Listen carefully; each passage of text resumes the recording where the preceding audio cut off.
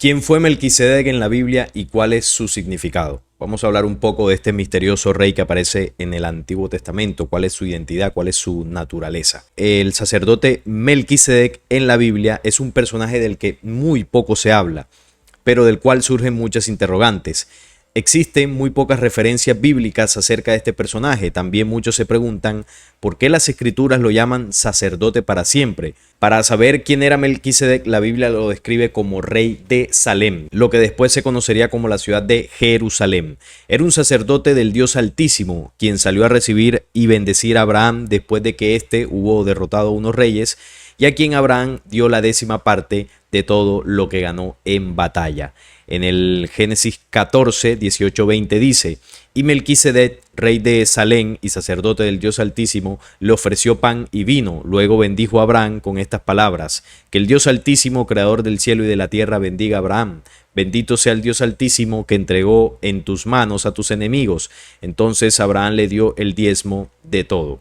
¿Cuál es el significado de Melquisedec? El nombre Melquisedec es rey de justicia, pero también se le llama rey de Salem, que significa rey de paz. Por lo tanto, podría ser rey de justicia y de paz. Este nombre, rey de justicia, es un tipo de Cristo y su reino, mientras rey de paz es un tipo de Cristo como gran reconciliador entre Dios y el hombre. O sea que hay una relación, porque eso luego en el Nuevo Testamento también se hace, entre Melquisedec y el Cristo.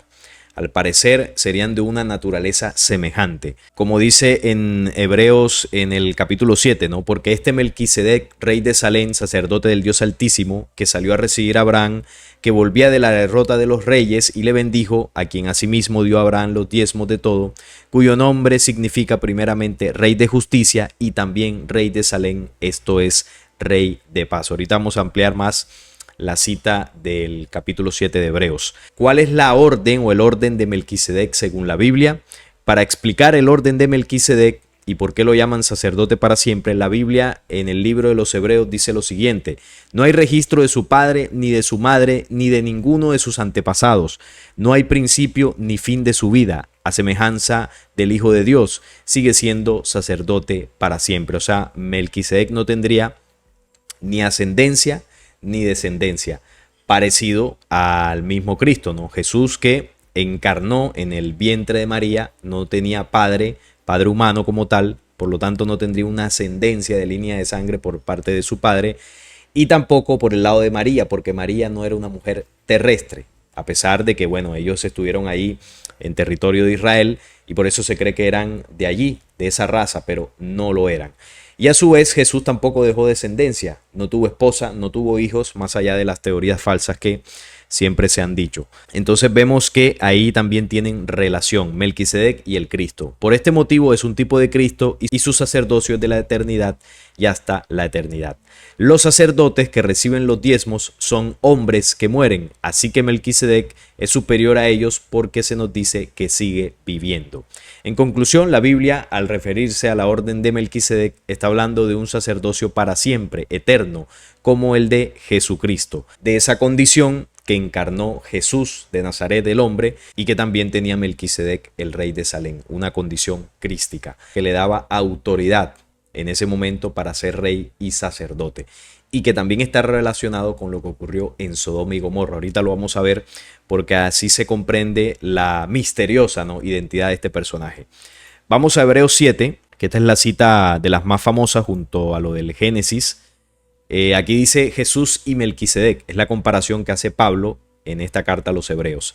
Melquisedec fue rey de Salem y sacerdote del Dios Altísimo, cuando Abraham regresaba de una batalla en la que había derrotado a unos reyes. Melquisedec salió a recibirlo y lo bendijo. Entonces Abraham le dio a Melquisedec la 10ª parte de todo lo que había ganado en la batalla. El nombre Melquisedec significa rey justo, pero también se le llama rey de Salem, que significa rey de paz. Nadie sabe quiénes fueron sus padres, ni sus antepasados, ni tampoco cuándo y dónde nació y murió. Por eso él, como sacerdote, se parece al Hijo de Dios, que es sacerdote para siempre. Ahora bien, Melquisedec era tan importante que nuestro antepasado Abraham le dio la 10ª parte de lo que ganó en la batalla. De acuerdo con la ley de Moisés, si un sacerdote pertenece a la familia de Leví, tiene derecho a recibir la 10ª parte de todo lo que gana el pueblo. No importa que el sacerdote sea del mismo pueblo o familia, todos por igual tienen que dar la 10ª parte. Y aunque Melquisedec no pertenecía a la familia de Leví, o sea que tampoco era de esa raza del pueblo hebreo, así como tampoco lo fue Jesús, y aquí Pablo lo está dejando muy claro, Melquisedec no pertenecía a los levitas, recibió la 10ª parte de lo que había ganado Abraham, a quien Dios le había hecho promesas. O sea que Melquisedec tenía una autoridad y un sacerdocio por encima de los levitas, que incluso sin pertenecer a esa raza, Abraham le rindió pleitesía. Melquisedec bendijo a Abraham, y como todos sabemos, el que bendice es más importante que el que recibe la bendición, o sea, está por encima de Abraham incluso. Los sacerdotes que ahora reciben la 10ª parte de lo que ganamos son personas que algún día morirán. Melquisedec, en cambio, sigue vivo, porque la Biblia no dice que haya muerto. Por eso podemos decir que los sacerdotes de ahora, que pertenecen a la familia de Leví, también le dieron a Melquisedec la 10ª parte, porque Abraham actuó como su representante. Esto fue así porque todos ellos son descendientes de Abraham, aunque todavía no habían nacido cuando Abraham se encontró con Melquisedec. De alguna manera, todos ellos estaban presentes en Abraham. 2 clases de sacerdotes. Dios le dio la ley al pueblo de Israel. Esa ley se hizo pensando en que los sacerdotes de la familia de Leví ayudarían al pueblo a ser perfecto. Pero como aquellos sacerdotes no pudieron hacerlo, fue necesario que apareciera un sacerdote diferente, uno que no fuera descendiente del sacerdote Aarón. No tiene relación Melquisedec con el pueblo hebreo. Eso es importante, porque ya sabemos lo que ocurre, ¿no?, con el linaje de sangre de este pueblo, que eligió una falsa deidad.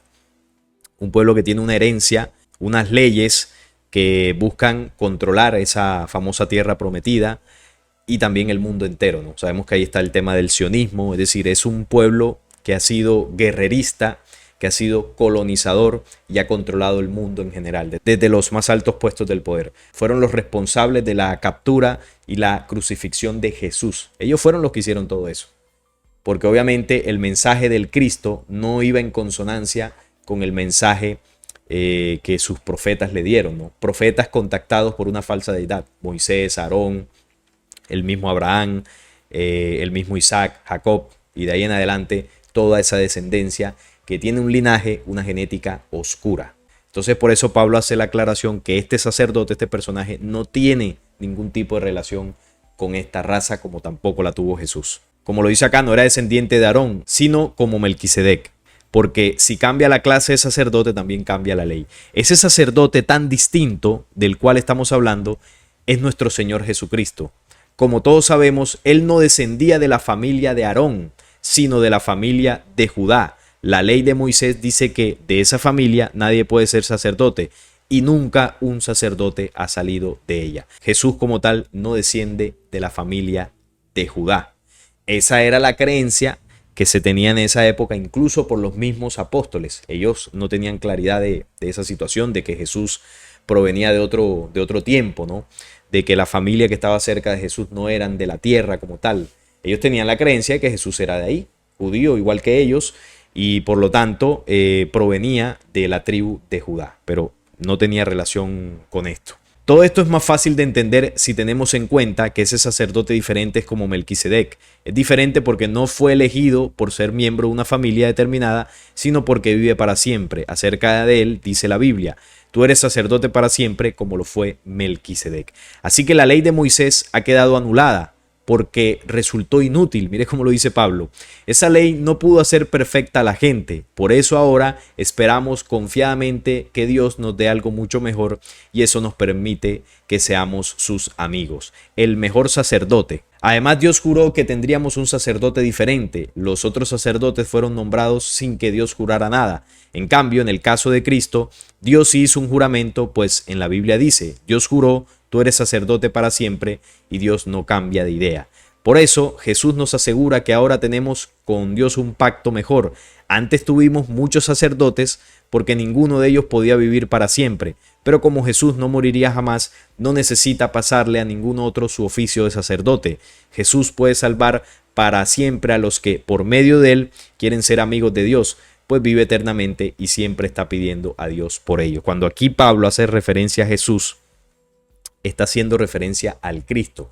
O eso es lo que nosotros debemos interpretar, porque él le estaba enviando una carta a los hebreos y bueno, a pesar de que los apóstoles caminaron con Jesús, bueno, Pablo no lo hizo, pero sí recibió el contacto del mensaje del Cristo.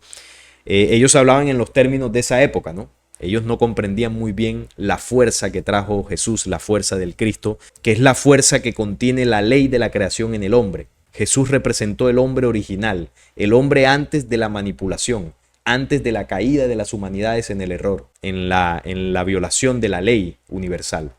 Jesús trajo esa imagen de un hombre perfecto para que nosotros, viendo esa imagen y esa enseñanza, ese testimonio que él dejó, pudiésemos transformar nuestras vidas.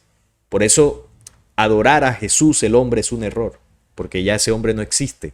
Estuvo por aquí hace 2000 años y se fue, pero dejó el mensaje y la esencia de lo que él traía por dentro, que a su vez es una fuerza que él invitó a que el ser humano despertara, la condición crística.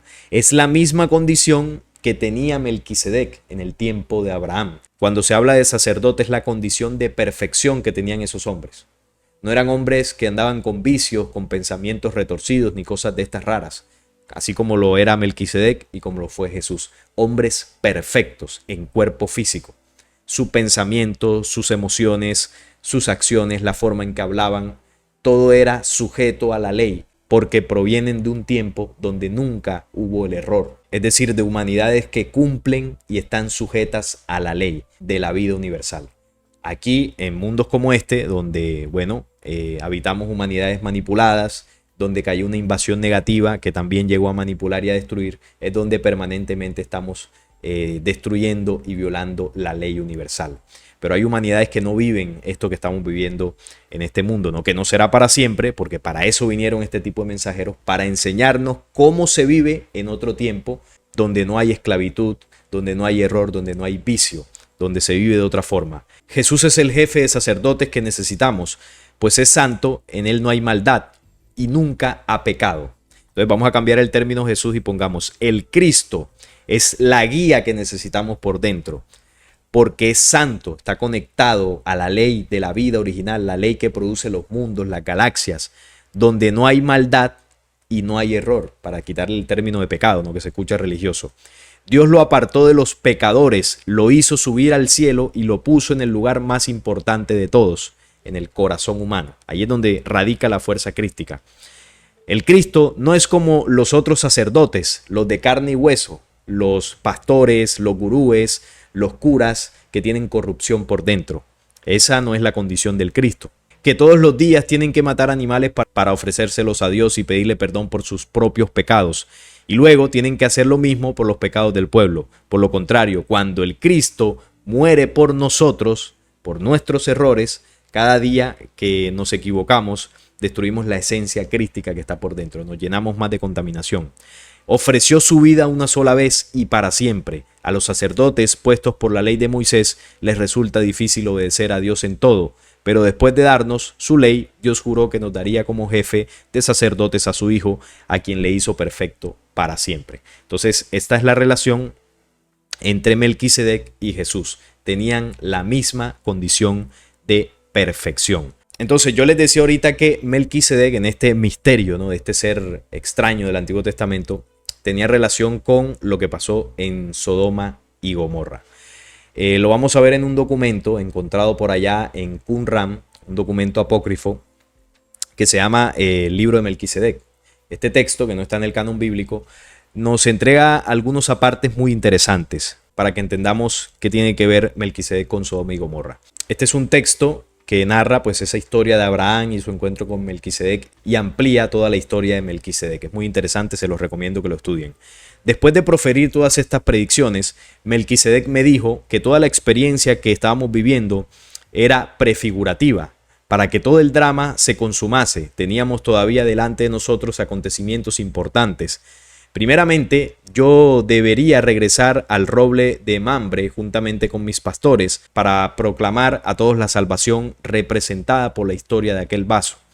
Todo aquel que con arrepentimiento aceptase al Mesías revelado obtendría el perdón de sus pecados recibiendo una perla. Esta es la condición crística, esta es la enseñanza que este documento relata que Melquisedec le dio a Abraham. Al final de 6 años, al llegar a la víspera de Rosh Hashanah, las perlas se acabarían, no habiendo más oportunidad de salvación.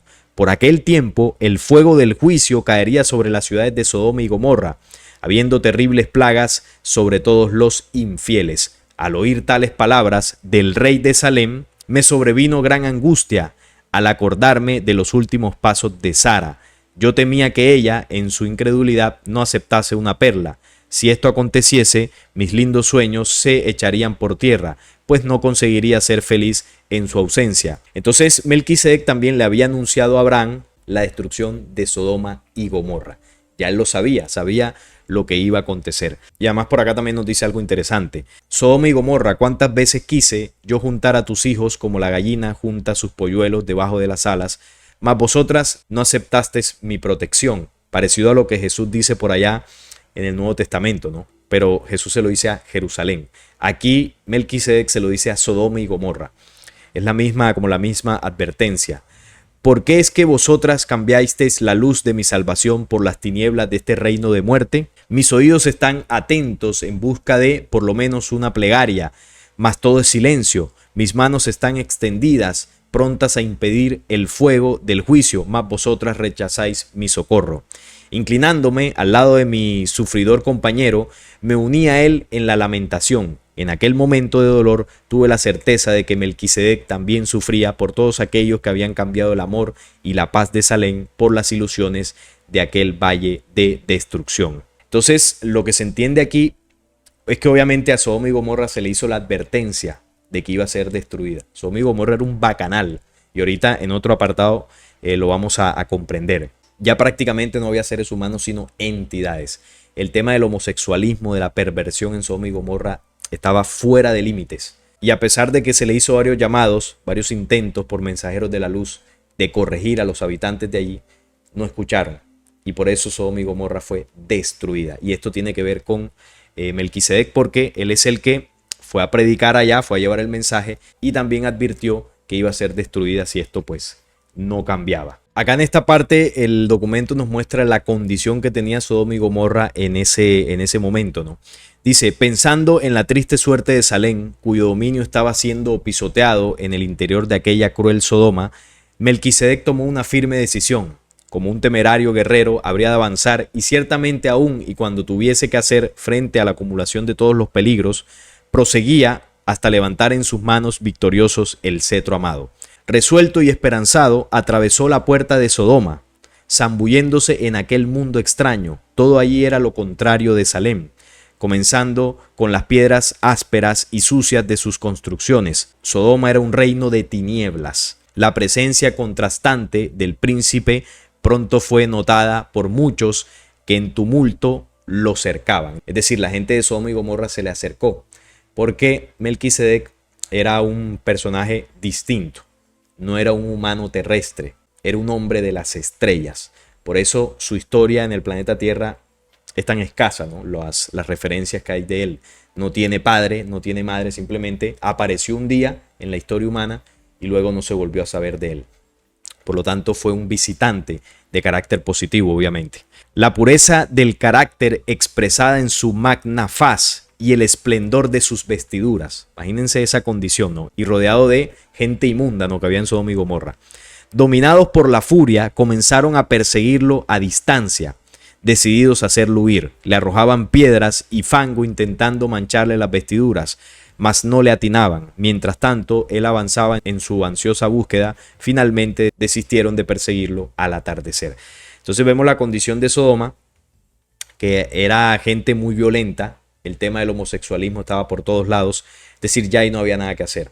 Melquisedec fue varias veces allí a ver, ¿no?, qué era lo que sucedía. Lanzó advertencias, intentó hacer el llamado para que las pocas personas que lo escucharan corrigieran, pero no se pudo hacer nada. Y la conclusión fue un juicio y una destrucción para esas poblaciones que ya no eran seres humanos, sino completamente demonios. Por eso fue destruida Sodoma y Gomorra. Hay un apartado también del libro de OVNI Gran Alborada Humana, que yo lo he mencionado algunas veces acá, donde Enrique Castillo, el contactado por los pleyadinos, le pregunta a los pleyadinos si ellos tuvieron que ver con la destrucción de Sodoma y Gomorra. Se los voy a colocar por acá para que entendamos qué fue lo que sucedió. Por acá en este apartado Enrique le pregunta a los pleyadinos: ¿es verdad que ustedes intervinieron en la destrucción de Sodoma y Gomorra? Por eso estaba haciendo el preámbulo para que se entienda qué fue lo que ocurrió. Nuestra Biblia señala que fue un castigo de Dios, un castigo donde perecieron miles de niños y gentes inocentes. Los pleyadinos contestan: la destrucción no la realizamos nosotros, fue otra civilización, otra raza. Vosotros no podéis entenderlo ahora. Se obedecen órdenes superiores y cuando se da una orden hay que cumplirla. Los que dictan órdenes obran con equidad y justicia. Todo el preámbulo que hice es para que entendamos esta parte, ¿no? ¿Quiénes destruyeron Sodoma y Gomorra? La orden de Melquisedec fueron los que destruyeron Sodoma y Gomorra. Una raza de hombres de la luz mucho más avanzada que, por ejemplo, los pleyadinos. Tienen mayor autoridad que los pleyadinos. Son los que tienen la autoridad para tomar una ciudad y destruirla, borrarla por completo, si esa ciudad está inundada de entes, cuando ya no hay seres humanos ni nada que hacer. En Sodoma y Gomorra no cayó gente humana como tal. Era un nido de entidades de homosexualismo y de muchas otras barbaridades que desafortunadamente se perdió por completo. Entonces la orden de Melquisedec llega a ese lugar, entran a Sodoma y Gomorra como lo que acabamos de leer y se dan cuenta que no hay nada que hacer. Lanzan la advertencia y como nadie escuchó, nadie quiso salir de ahí, entonces enviaron el fuego de justicia. Y miren lo que dice: los que dictan estas órdenes obran con equidad y justicia. Por eso Melquisedec traduce rey de justicia o rey de paz, como también lo veíamos en las definiciones. Es una condición que tiene este tipo de raza. Son justos, obran con justicia luz, no con la justicia de los juzgados o de los jueces o abogados de este mundo, ¿no? Que es una justicia que se acomoda de acuerdo a los intereses. Estos señores de esta raza, al cumplir la ley, porque están al nivel del Cristo, esa condición crística, pueden tomar este tipo de decisiones. Tienen la autoridad para hacerlo. Como dice acá, no la realizamos nosotros, dicen los pleyadinos. Fue otra civilización, otra raza. Nosotros no podéis entenderlo ahora. Vosotros no podéis entenderlo ahora. Bueno, ahora lo estamos entendiendo, porque si enlazamos lo que dice la Biblia, más lo que dice el libro apócrifo de Melquisedec, más lo que se puede comprender de este diálogo de Enrique con los pleyadinos, podemos atar cabos y se entiende qué fue lo que pasó. Esa destrucción no la hizo Yahvé, no la hizo el falso Dios de tinieblas, ¿no?, que eligió a este pueblo. La hicieron hombres de la luz. Eso para que se entienda. Entonces, para concluir, tengo por acá esta definición para que entendamos un poco más la raza de Melquisedec. Los Melquisedec son seres de dos naturalezas creadoras. Sus cuerpos son humanos, mas no de materia. ¿Recuerdan el texto que leía del apócrifo? Que Melquisedec iba caminando y su aspecto llamaba la atención y decía que sus vestidos brillaban y la gente pues lo cercaba, no se le acercaba, y era tanto su resplandor, su justicia, que molestaba a los entes perversos que estaban en Sodoma y Gomorra. Recuerden esa parte del texto, ¿no? No son de materia, son de energía, de conciencia, son relucientes. Para que nos hagamos una idea, ¿no? Ustedes ven un sol es un ser vivo. Un sol es una creación que tiene un nivel de conciencia tal que es capaz de emitir luz, para que lo entendamos un poco de esa forma. Son perfectos en pensamiento, perfectos en cuerpo. Imagínense la perfección que tiene que tener una estrella, un sol, para emitir luz e irradiar energía y darle vida a planetas. Es decir, el sol podríamos colocarlo a la dimensión de lo que es un Melquisedec. El sol que está, por ejemplo, en el centro de la galaxia, porque emana luz. Tienen cuerpo, mas no son de materia, son cuerpos de conciencia. Y un sol tiene la justicia con su energía y sus llamaradas para borrar una civilización entera que esté degradada, por supuesto, no contra seres humanos o naturaleza de la creación. Nos dice más por acá: su pensamiento actúa de forma varonil. Hubo una época borrosa de la historia, desfigurada, para que no se comprenda el poder masculino, en el que cayó bajando hasta la ruindad del homosexualismo. Está haciendo referencia a lo que pasó en la humanidad de Sofía. Ahí hubo una desviación de la sexualidad y comenzaron a tener prácticas de hombre con hombre, mujer con mujer y muchas otras prácticas de aberración sexual, y terminó desprendiéndose una energía contraria a las leyes originales. Esa energía contraria, el libro secreto de Juan le llama Yaldabaoth.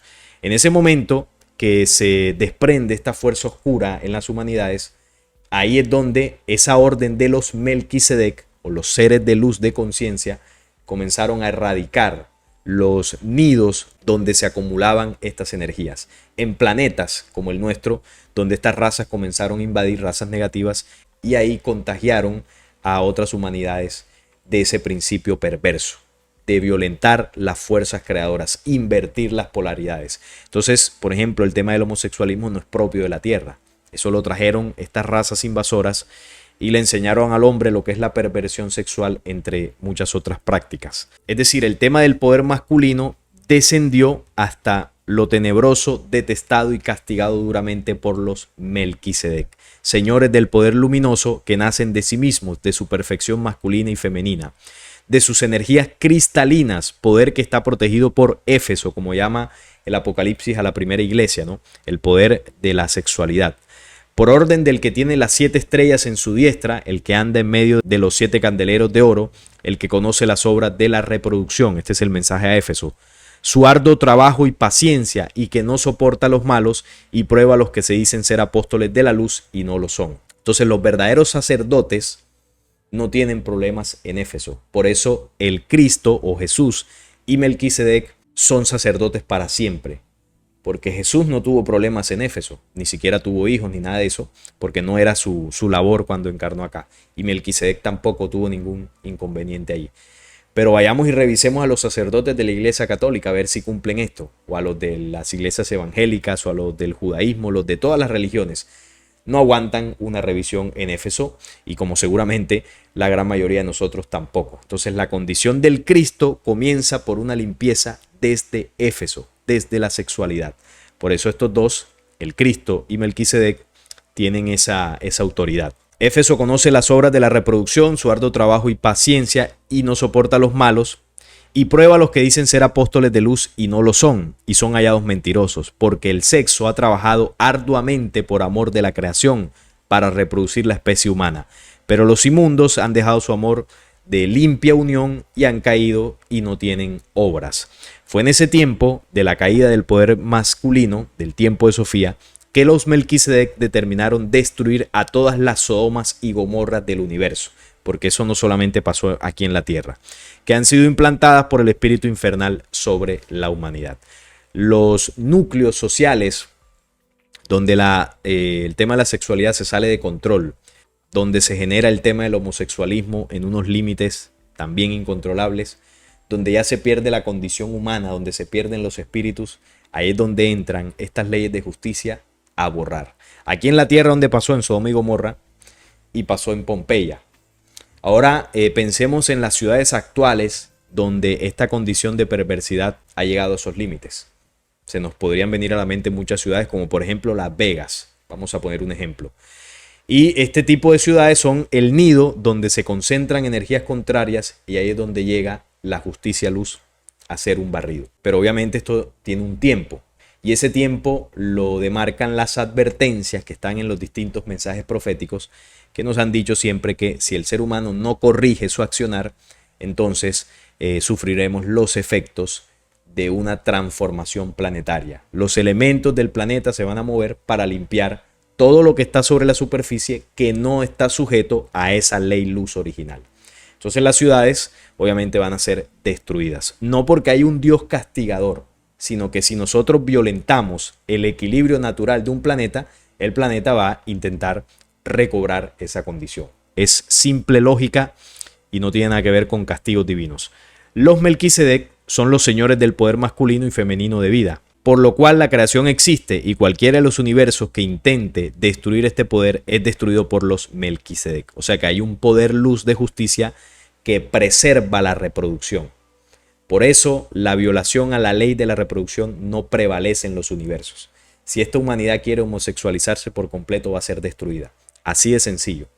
No es una condición natural y esa condición está condenada a ser destruida por la justicia luz, que en el símbolo de lo que estamos hablando es la orden de Melquisedec. Una raza de seres de luz muy avanzados que en algunos momentos han visitado la tierra, han contactado y han hecho este tipo de limpiezas. Y ese es el misterio de Melquisedec. Esa es la verdadera identidad de la raza Melquisedec. Por eso era sacerdote para siempre y por eso se le comparó con el Cristo.